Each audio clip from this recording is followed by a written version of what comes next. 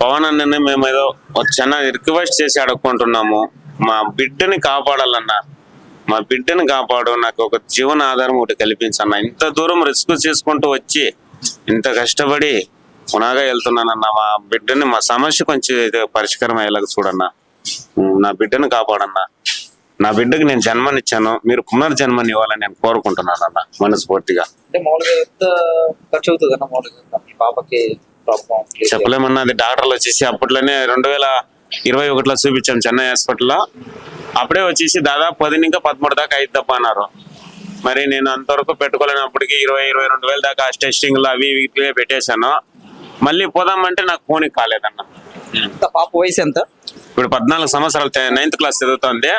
Next year 10th వెళ్తారు. 10th అనేది చాలా ఇంపార్టెంట్. ఆ పాటికి నా బిడ్డని రికవర్ చేసుకోవాలా అని చెప్పేసి ఇది ప్రయత్నం చేసుకుంటూ మరి వచ్చాను. మీ పాప కోసం వచ్చారు?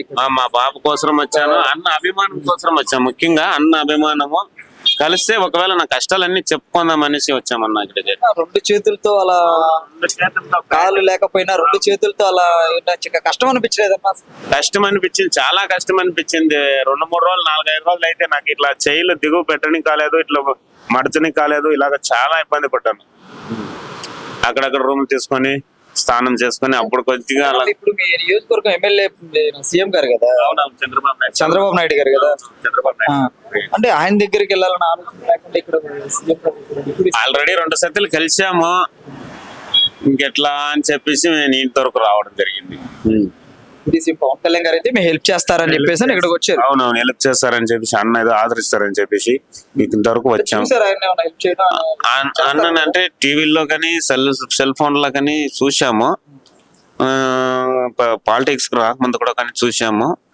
సినిమా పరంగా చాలా అభిమానం అన్న. ఆయన సినిమాలు అంటే ఎక్కువ చూస్తూ ఉంటాం. మెగా ఫ్యాన్స్ ఎవరైనా ఫ్యామిలీ సంబంధించిన సినిమాలు అన్ని చూస్తూ ఉంటాము.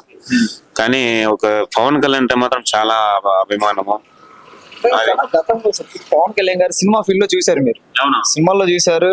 అంటే ఇప్పుడు సరికి డిప్యూటీ సీఎం హోదాలో ఉన్నాడు. ఎలా ఉందంటారు ఆయన పనితీరు? ఎలా ఉందంటారు? పనితీరు బాగుందన్న. ఆయనకి రాజకీయం తెలియదు అంటారు కదా, చెప్పేవాళ్ళు ఎప్పుడో చెప్తానే ఉంటారు. అది దగ్గరకు వచ్చి చూస్తే గానీ మనకి అందిస్తున్న సేవలన్నిటి కూడా అది బాగానే ఉంది, బాగానే చేస్తున్నారన్న. అవునన్నా, అవునన్నా, కంపల్సరీ చేస్తున్నారు. మంచిగానే ఉంది ప్రభుత్వం, కూటమి ప్రభుత్వం బాగానే పనిచేస్తుంది. పెన్షన్ ఏళ్ళకి అందుతా ఉంది. మాకు వస్తుంది 6,000 పెన్షన్ వస్తుంది. మా భార్య కూడా చెవిటిముగా, తనకి పెన్షన్ ఇవన్నీ తెలియజేస్తామని చెప్పేసి అన్నగడికి రావడం జరిగింది. అవును.